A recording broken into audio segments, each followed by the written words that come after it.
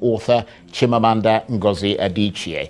Chimamanda, thank you very much indeed for joining us, and I apologize for the stress you had to go through getting to the studio. I understand it's pouring buckets in Lagos and there's the snarling up of traffic. So thank you very much for joining us. No, I should apologize. I should have left, knowing Lagos, of course, I should have left on time, so I should apologize.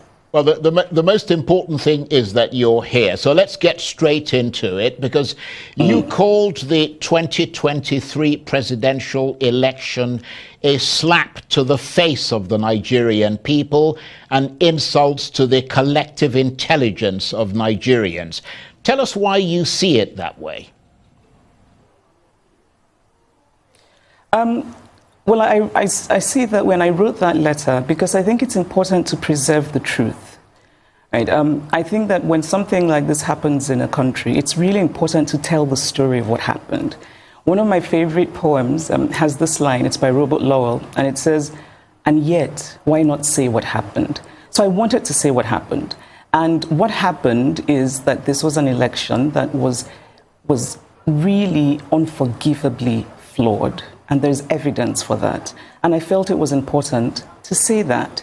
But also I wanted to call out the US for what I consider a kind of two-facedness when it comes to Africa. So, the US has a long history of complicity in, sort of non-democratic elections on this continent.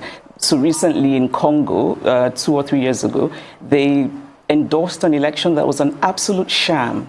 But then the same US will turn around and criticize Congo for not being democratic. And so my point was to say, be what you say you are, right? You cannot criticize African countries for being undemocratic, while at the same time endorsing something that is quite self-evidently undemocratic. Well, that's a good point. But just delving deeper into your letter, you were quite categorical in saying that the electoral process was imperiled not by technical shortcomings, but by deliberate manipulation. Is there enough evidence in your assessment to support that claim? Yes, and I think maybe the most glaring is that we Nigerians all saw these mutilated election sheets, right? We all saw them. We saw polling unit agents talking about how what they had from the polling unit was not what was then announced formally, officially, or uploaded formally, officially. And I think for me, that's a really striking reason and an example of how this election was not about technical glitches. And can we also realize that Nigeria is full of very bright young people in tech? There's no reason for that excuse of technical glitch.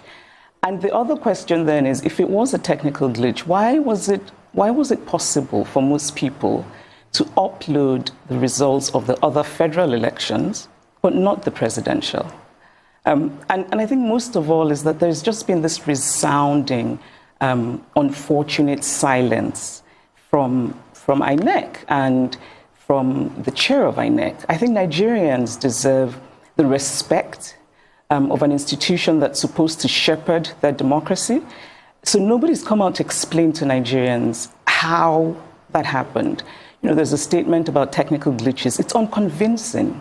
And knowing how much hope and trust that Nigerians invested in this election, knowing that Nigeria is a low-trust society, means, I think, that if people really are sincere and there's really nothing to hide, then you make an extra effort to go out and explain to Nigerians what happened. Yes, that certainly makes a lot of sense to a lot of people. But in reacting to your letter, and some of the things that you said in it, the APC have suggested that you were not in Nigeria during the election and you did not vote, and therefore should not make categorical statements about an election you did not witness. What's your reaction to that?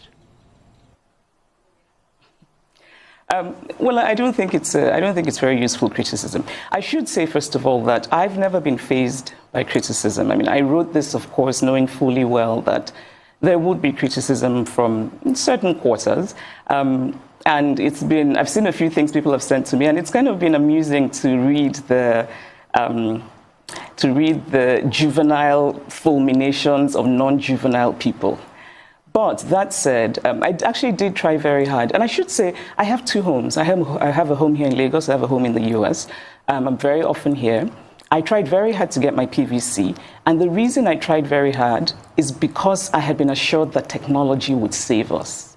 Right, that it had worked in Oshun, worked in Ekiti, and I think in Anambra, that it would save us. And so I really tried. And we should also talk about how difficult it was to collect PVCs and how that in itself is a form of voter disenfranchisement. And so I had done the first part, but then I couldn't collect my PVC. And so, yes, did not vote. But my not voting does not mean that I cannot comment on an election. I'm a Nigerian citizen. Every Nigerian citizen has a right to have an opinion about this election. And so when people say that BVAS worked, but IREV didn't work, which is sort of a way of countering the accusation that the technology was manipulated, really the response is both have to work for the election to be credible. Right? So BVAS was about making sure that we didn't have ghost voters, that people who were actually there voted. But that it defeats the purpose if you then do not upload the results, because those results that you have sort of you've made sure that real people voted, but then those real results, we can't see them in real time. We cannot see them as Professor Yakubu Mahmood said. He said, and I'm going to quote because I've read this so many times, that the public would be able to view the polling unit results as soon as elections are finalized on election day. Right? So I think that's a really important thing to talk about and to address with the Nigerian people. The Electoral Act says that INEC, gave INEC the legal backing to have electronic transmission of results, and did say in a format that INEC would decide. Right? And we know that format because the chair of INEC told us what the format would be when he said that these results would be uploaded at the end of voting from the polling units. And that was not done. And it seems to me strange to sort of deflect from that important issue and talk about how someone, is not in Nigeria and how... those are not the points. The point is what happened? What happened? Well, absolutely. And I suppose that is also the crux, to some extent, of the legal challenges that are ongoing at the moment in court. But in their sort of rather caustic response to that letter that you wrote to Mr. Biden, you mentioned Mahmood Yakubu there. The Tinubu team have suggested that you may face a lawsuit over an allegation contained in your letter that Mr. Tinubu may have compromised the chairman of INEC, Mahmood Yakubu, although you also point out that there is no evidence of the astronomical US dollar amount he is rumored to have received from the president-elect. Are you worried about the possibility of a lawsuit? No, and I'm not worried at all. Again, I think that these are things that try to deflect from what is really important and what is at stake. It would be very useful if people could point out what is untrue in the letter. Right, so I think it's important, we talk about, we all know these stories of people who complained about, how we voted at the polling unit is not what we're seeing reflected in the results. All of those stories, which, yes, they're anecdotes, but I think they give us useful insight into what happened in that election. In a way, it becomes a kind of, all of those anecdotes together become a kind of tidal wave of truth-telling. And I think that the rumors surrounding this election are part of the story of this election. If you leave a gap in information, people will try to fill that gap. It's how human minds work. And again, like I said, our country is such a low-trust society. And we're so desperate to believe in something. And then we believe in this election. It doesn't work out well. And nobody gives us a convincing reason. So, of course, people are going to rumor about, people being compromised. Also, our political landscape is steeped in in people being compromised. So I'm not worried about that. I think that any fair-minded person in this country who's honest will acknowledge that these rumors are circulating. I said very clearly there is no evidence for them, but I do think it's important to say in the story of this election that many people are starting to think that what explains what happened is this compromising. Yes, and of course, you supported Peter Obi, the candidate of the Labour Party in that election. He, according to the official results, came third, and we've seen a number of spokesmen from the APC suggesting that you were supporting your sort of tribesmen, to use a rather sort of old term. But in that context, what do you make of the polarization of the ethnic divisions that appear to be deepening as a result of this election? Do you see ethnicity as being politicized? If so, how dangerous is that in your assessment? Well, to address the first part, and you're right, tribesman is such an outdated and strange expression, which I think also says something about whoever is using it, right? I think that kind of accusation is a practice of what psychologists call projecting. So you're doing something, but then you accuse someone else of doing it, even though they're not. I did not support Peter Obi because he's Igbo, as I am. I'm a person who does not take positions lightly. And so while I very much admire Peter Obi, respect him, there are many other Igbo men who I admire and respect, and I would never vote for them for president because I just don't think they would make good presidents. And so my support for Peter Obi is actually rooted in real things. It's rooted in my faith in his ability. And actually, I got to know him, I got to know Peter Obi years ago when he came to pay homage to my parents, because he had heard that my father was the first professor of statistics in Nigeria and that my mother had retired as the first female registrar of the University of Nigeria. And so this man just sort of arrived and said he wanted to pay homage. And I was very impressed by that because it showed me how much he values education. And then he becomes governor of Anambra State, and he takes Anambra State to #1 in education. And I remember being very impressed by the story of how he had given his personal phone number to all of the senior prefects in secondary schools in Anambra, which I think also showed me that he's interested in what ordinary people think. Right? You don't just want to hear from the administrators, you want to hear from the students about what's really happening. And his focus on insecurity, he really tackled kidnapping in Anambra. And I also remember that he really sort of clashed with the Anambra elite when he was tackling insecurity and kidnapping. And that showed me that he's quite decisive. He even has a bit of a stubborn streak. He's very focused on things. And so that's really why I support him. So this idea of sort of ethnicity is just really, again, I think it's a way of deflecting. Let's focus on what really matters. It's unfortunate that, and can I just say that I think that it's only one part of the political spectrum that is politicizing ethnicity. And I think it's very unfortunate. I don't think most people in Nigeria really care about ethnicity as much as they care about having a country that works. We want good leadership. We want the hospitals and the schools and the roads to be good. And and that affects everyone. Igbo, Yoruba, Ijaw, it affects everyone.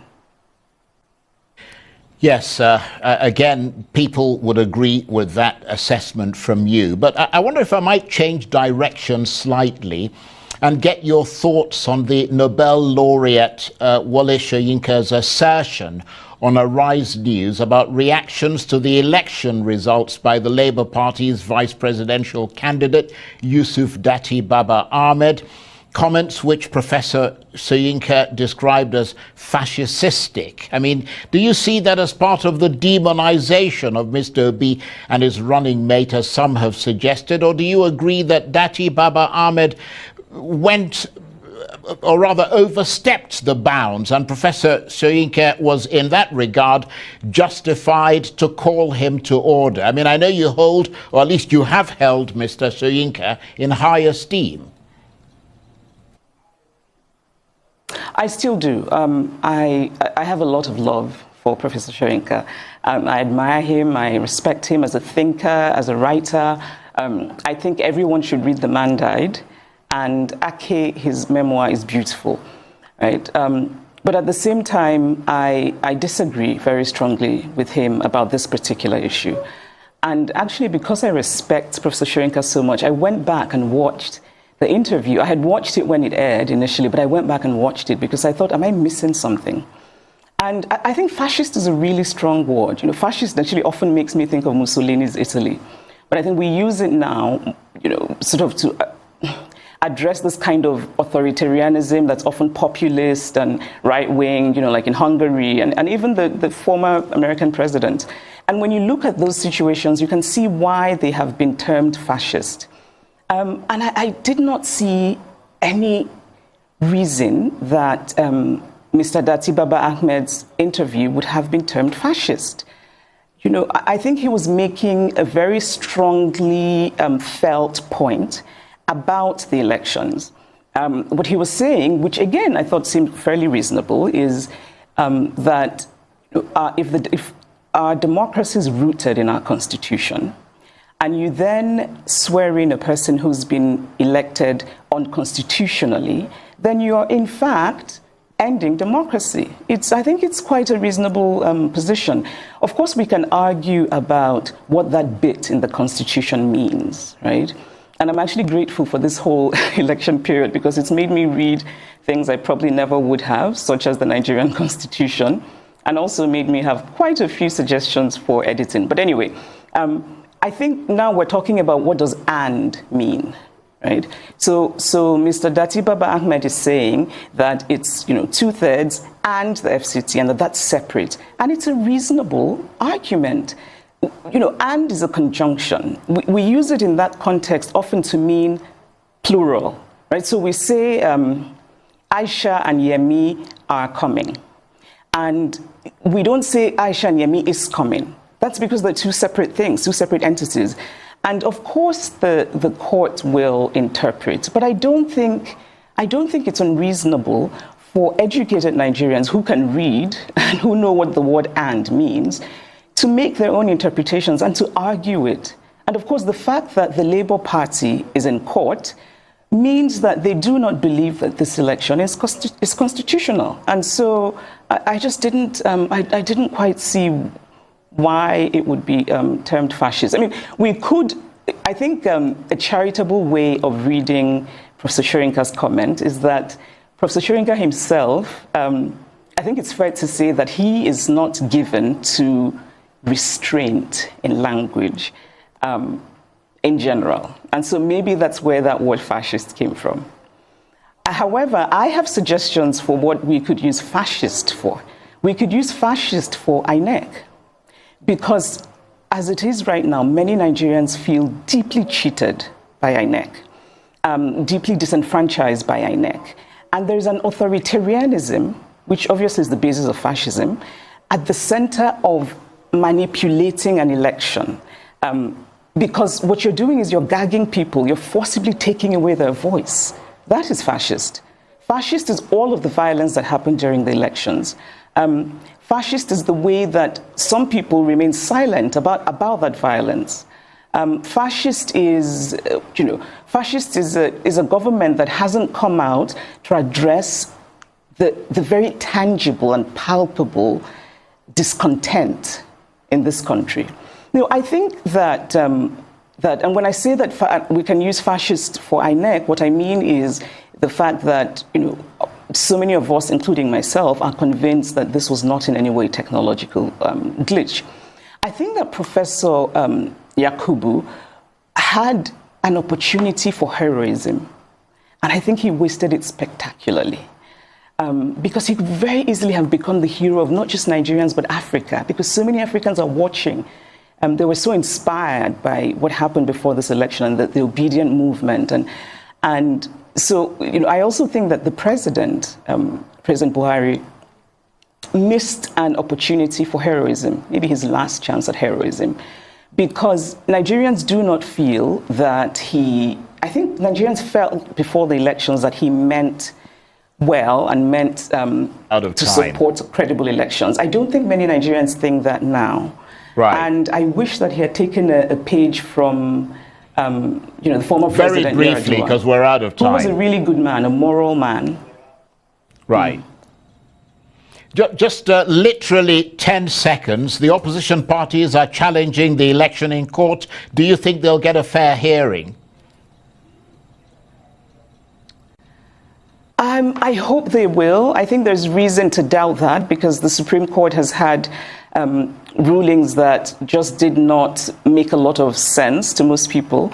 And so there's reason to worry, but I'm hopeful. I'm generally hopeful. So I'm optimistic that they will do the right thing and that people will get justice. I'm really sorry I had to interrupt you to end the program, but unfortunately we're out of time. I could talk to you forever, but thank you very much indeed for taking the time to come and share these your